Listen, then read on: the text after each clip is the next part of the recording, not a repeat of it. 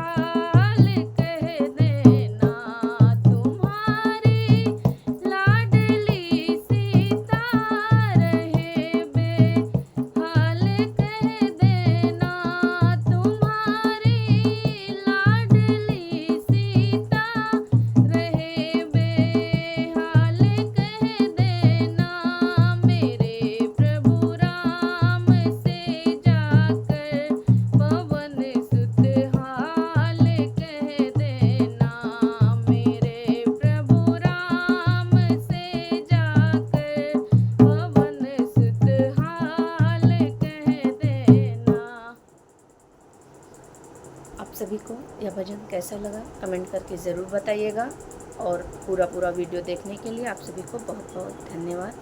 Jai Shri Ram.